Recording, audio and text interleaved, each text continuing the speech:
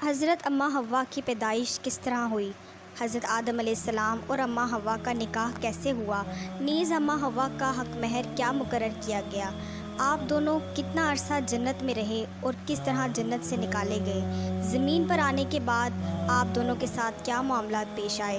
آج کی ویڈیو میں ان تمام باتوں کی تفصیل کا ذکر کریں گے قرآن و حدیث کی روشنی میں۔ تو شروع کرتے ہیں۔ بسم اللہ الرحمن الرحیم۔ السلام علیکم ناظرین۔ جب فرشتوں کے سامنے حضرت آدم علیہ السلام کی بزرگی بیان ہوئی اور تو فرشتوں کو اللہ تعالیٰ نے حضرت آدم علیہ السلام کو سجدہ کرنے کا حکم دیا۔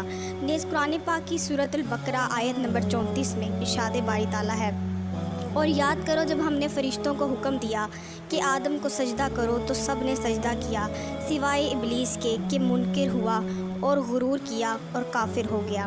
اللہ تعالیٰ نے حضرت آدم علیہ السلام کو تمام موجودات کو نمونہ اور عالم روحانی اور جسمانی کا مجموعہ بنایا اور فرشتوں کے لیے حصول کمالات کا وسیلہ بنایا، تو انہیں حکم دیا کہ حضرت آدم علیہ السلام کو سجدہ کرے، کیونکہ اس میں حضرت آدم علیہ السلام کی فضیلت کا اعتراف تھا۔ بہرحال تمام فرشتوں کو سجدے کا حکم ملا اور تمام ملائکہ مقربین سمیت تمام فرشتوں نے سجدہ کیا، لیکن شیطان نے سجدہ کرنے سے انکار کر دیا اور تکبر کے طور پر یہ سمجھتا رہا کہ وہ حضرت آدم علیہ السلام سے افضل ہے، اور جیسے انتہائی عبادت گزار فرشتوں کے استاد اور مقرب بارگاہ الہی کو سجدے کا حکم دینا حکمت کے خلاف ہے۔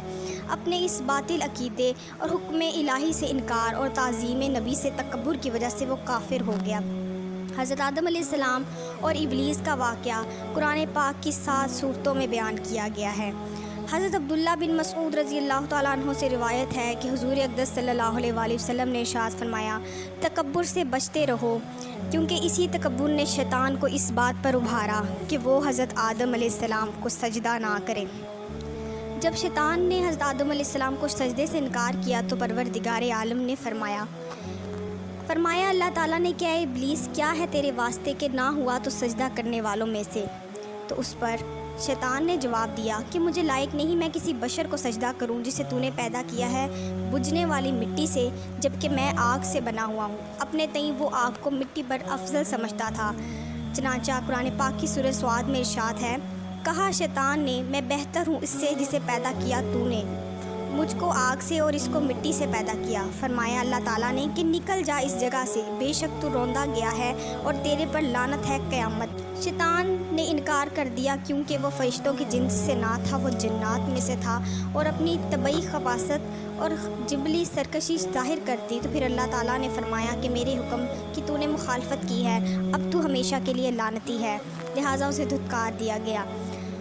حضرت ابن عباس رضی اللہ تعالیٰ عنہ سے روایت ہے کہ شیطان کی ڈانٹ ڈپٹ کے بعد حضرت آدم علیہ السلام کا علم ظاہر کر کے پھر ان پر اونٹ ڈال دی گئی، پھر ان کی بائیں پسلی سے حضرت حوا کو پیدا کیا گیا۔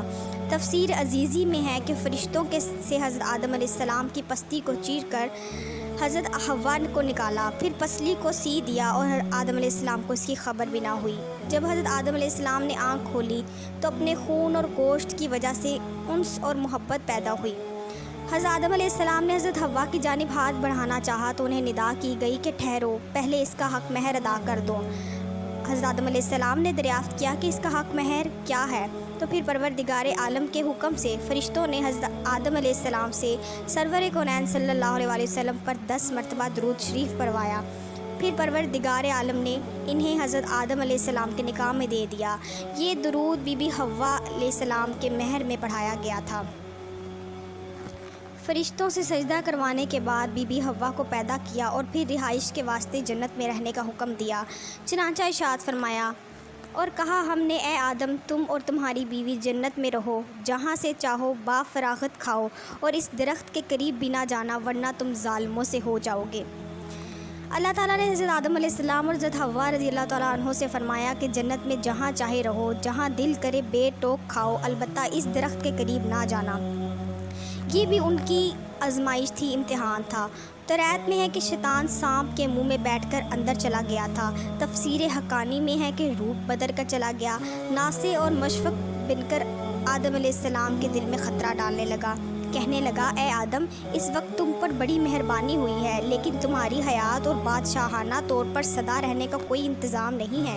اس تمہید کے بعد کہا کہ لو میں تمہیں اس باغ میں ایک ایسا درخت بتاتا ہوں کہ جس کے کھانے سے ہمیشہ جیتے رہو گے اور بے زوال سلطنت ملے گی۔ اس درخت کا نام شجرۃ الخلد ہے۔ ابن عباس رضی اللہ تعالیٰ عنہ فرماتے ہیں کہ وہ درخت گندم کا تھا۔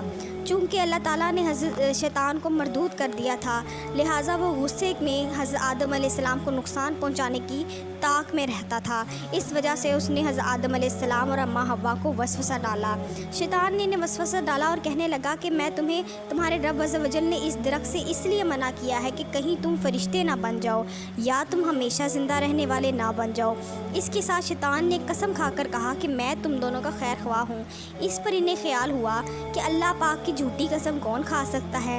اس خیال سے حضرت حوا رضی اللہ تعالیٰ نے اس میں سے کچھ کھایا، پھر حضرت آدم علیہ السلام کو دیا تو انہوں نے بھی کھا لیا اور یہ خیال کیا کہ اللہ تعالیٰ کی ممانعت تحریمی نہیں بلکہ تنزیہی تھی، یعنی حرام قرار دینے کے لیے نہ تھی بلکہ ایک ناپسندیدگی کا اظہار تھا۔ یہاں حضرت آدم علیہ السلام سے اجتہاد میں خطا ہوئی اور خطائے اجتہادی گناہ نہیں ہوتی، چنانچہ شیطان کے دھوکے کی وجہ سے انہوں نے اس ممنوعہ درخت کا پھل کھا لیا اور پھل کھاتے ہی ان کے پردے کے مقام بے پردہ ہو گئے اور اسے چھپانے کے لیے وہ ان پر پتے ڈالنے لگے۔ پہلے انہوں نے نوری لباس پہنا ہوا تھا، ایک دوسرے کے بدن نظر نہ آتے تھے، جب کپڑے اتر گئے تو پھر ایک دوسرے کے سامنے بے پردہ ہو گئے۔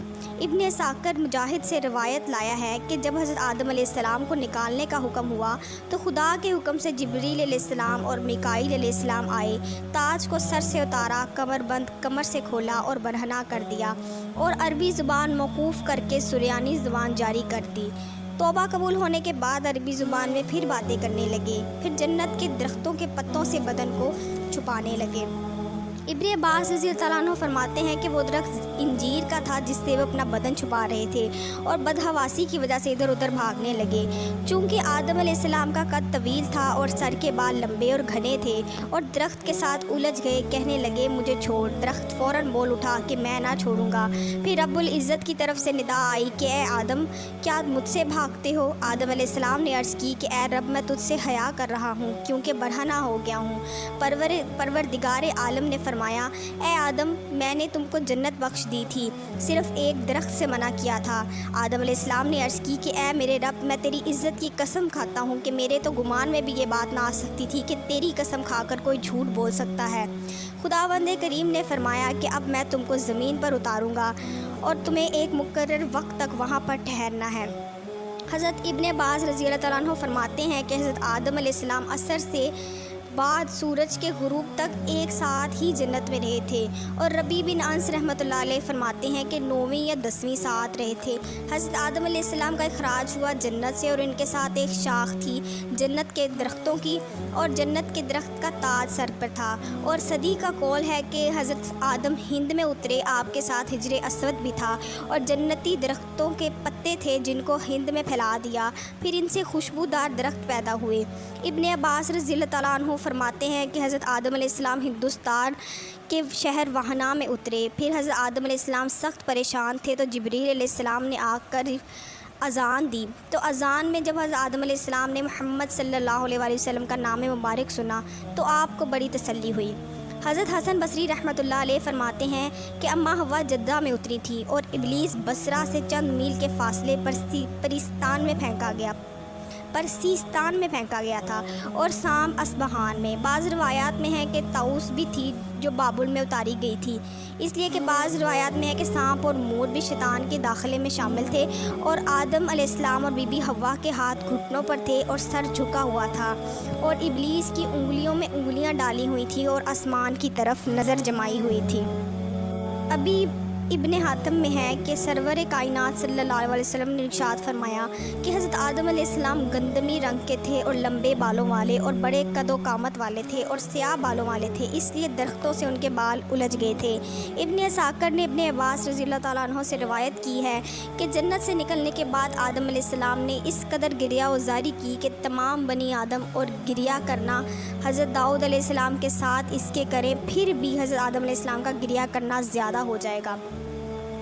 اور بقی نے شعب الایمان میں بریدہ سے مرفوعاً روایت کی ہے کہ اگر برابر کیے جائیں آنسو آدم علیہ السلام کے ساتھ تمام اولاد کے تو آدم علیہ السلام کے آنسو زیادہ ہوں گے، اور آدم علیہ السلام نے دنیا میں آ کر سب سے پہلے یہی کا میوہ کھایا تو پیٹ میں درد ہوا، پھر نہایت حیران ادھر ادھر پھرنے لگے اور معلوم نہ تھا کہ یہ تکلیف کیسے رفع ہوگی۔ حضرت جبرائیل علیہ السلام آئے تو قضائے حاجت کا طریقہ بتایا۔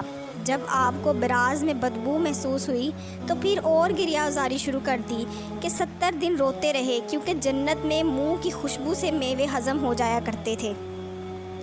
زمین پر تشریف آوری کے بعد حضرت آدم علیہ السلام ایک عرصے تک اپنی لغزش کی معافی مانگتے رہے، حتیٰ کہ آپ علیہ السلام کو اللہ تعالیٰ کی طرف سے چند کلمات سکھائے گئے۔ پھر جب آپ علیہ السلام نے ان کلمات کے ساتھ توبہ و معافی کی درخواست کی تو وہ قبول ہوئی۔ طبرانی، حاکم اور بہقی میں حضرت امیر المومنین عمر بن خطاب رضی اللہ تعالیٰ سے روایت نقل کی ہے کہ حضرت صلی اللہ علیہ وآلہ وسلم نے ارشاد فرمایا کہ حضرت آدم علیہ السلام سے جب گناہ سرزد ہوا، پھر عتاب الہی نازل ہوا، توبہ قبول ہونے میں حیران تھے کہ اتنے میں انہیں یاد آ گیا کہ جس وقت خدا نے ان کو پیدا کیا تھا تو اس وقت اپنا سر عرش عظیم کی طرف اٹھایا تو وہاں لکھا ہوا دیکھا، لا الہ الا اللہ محمد الرسول اللہ۔ یہ معلوم کر لیا کہ محمد صلی اللہ علیہ وآلہ وسلم کوئی بڑے درجے والا ہوگا جس کا نام خدا کے نام کے ساتھ لکھا ہوا ہے۔ اس لیے عرض کیا کہ اے الہی، میں تجھ سے محمد صلی اللہ علیہ وآلہ وسلم کے لحاظ سے بخشش طلب کرتا ہوں۔ خدا تعالیٰ نے فرمایا کہ میں نے محمد صلی اللہ علیہ وآلہ وسلم کے لحاظ سے تجھے بخش دیا۔ پھر فرمایا تجھے کیسے معلوم ہوا؟ تو حضرت آدم علیہ السلام نے عرض کیا کہ میں نے پیدا ہونے کے بعد عرش عظیم پر تیرے نام کے ساتھ نے یہ نام لکھا دیکھا تھا۔ پروردگار عالم نے فرمایا کہ محمد صلی اللہ علیہ وسلم تیری اولاد میں آخری نبی ہیں۔ اور طبرانی نے معجم اوسط میں حضرت عائشہ صدیقہ رضی اللہ تعالیٰ عنہ سے روایت نقل کی ہے کہ حضرت صلی اللہ علیہ وسلم نے ارشاد فرمایا کہ آدم علیہ السلام کی توبہ کے وقت کعبہ مکرمہ کے سامنے کھڑے ہوئے اور 2 رکعت نماز پڑھی، پھر دعا کی تو پروردگار عالم نے توبہ قبول کی۔ توبہ قبول ہونے پر حضرت آدم علیہ السلام عرفات میں آئے اور بی بی حوا بھی جدہ سے عرفات پہنچی تو دونوں کی توبہ قبول ہوئی۔ گناہ کی وجہ سے اور رنج و غم اور آہ و زاری کی وجہ سے رنگ سیاہ ہو گئے تھے، ایک دوسرے کی پہچان نہ تھی۔ حضرت جبرائیل علیہ السلام نے تعارف کرایا، اس لیے اس میدان کا نام عرفات مشہور ہوا۔ توبہ کی قبولیت کے بعد حضرت آدم علیہ السلام نے دعا کی کہ یا الہی، ابلیس اور میرے درمیان عداوت محکم ہو گئی ہے، تو میری اور میری اولاد کی اعانت فرما، ورنہ ہماری قدرت مقابلہ کی نہیں۔ حق تعالیٰ نے فرمایا تیری اولاد جب پیدا ہوتی جائے گی اس کے ساتھ ایک فرشتہ اپنے فرشتوں سے مقرر کر دیں گے تاکہ اس کو وسوسۂ دشمن سے منع کرے۔ حضرت آدم علیہ السلام نے عرض کی یا خدایا، اس سے زیادہ اعانت چاہتا ہوں، یعنی میں اس سے زیادہ مدد چاہتا ہوں۔ فرمایا کہ توبہ کا دروازہ تیری اولاد کے واسطے کھلا رہے گا، جب تک روح بدن میں ہوگی توبہ قبول ہوگی۔ حضرت آدم علیہ السلام نے عرض کی اب مجھ کو کفایت ہوئی۔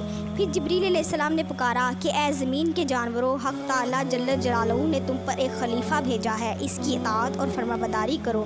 پھر دریا کے جانوروں نے اپنے اپنے سر دریا سے نکالے اور خشکی کے جانور آ کر حضرت آدم علیہ السلام کے گرد جمع ہو گئے۔ حضرت آدم علیہ السلام نے ان کے سروں اور پیٹھوں پر ہاتھ پھیرا تو وہ گھروں میں رہنے والے ہو گئے، جیسا کہ گائے، بکری، گھوڑا، اونٹ، بیل، کتا وغیرہ، اور جو آپ کے ہاتھ پھیرنے سے محروم رہ گئے وہ وحشی ہو گئے جو جنگلات میں رہتے ہیں۔ یہاں ایک مسئلہ یاد رکھنا بہت ضروری ہے، کیونکہ آج کل بے باکی کا دور ہے اور جس کا جو جی چاہتا ہے وہ بول دیتا ہے، یہاں تک کہ مذہبی معاملات میں اور اہم عقائد میں بھی زبان کی بے احتیاطیاں ہوتی ہیں۔ اس میں سب سے زیادہ بے باکی جس مسئلے میں دیکھنے میں آئی ہے وہ حضرت آدم علیہ السلام کا جنتی ممنوعہ درخت سے پھل کھانا ہے۔ اعلیٰ حضرت امام احمد رضا خان رحمۃ اللہ علیہ فرماتے ہیں غیر تلاوت میں اپنی طرف سے حضرت آدم علیہ السلام کی طرف نافرمانی اور گناہ کی نسبت کرنا حرام ہے۔ ائمہ دین نے اس کی تصریح فرمائی، بلکہ ایک جماعت علماء اکرام نے اسے کفر بتایا ہے، لہٰذا اپنے ایمان اور قبر و آخرت پر ترس کھاتے ہوئے ان معاملات میں خاص طور پر اپنی زبان قابو میں رکھنی چاہیے۔ آخر میں گزارش ہے کہ اگر ویڈیو اچھی لگی ہو تو ویڈیو کو لائک، شیئر اور چینل کو سبسکرائب کر دیجیے۔ شکریہ، جزاک اللہ، اللہ حافظ۔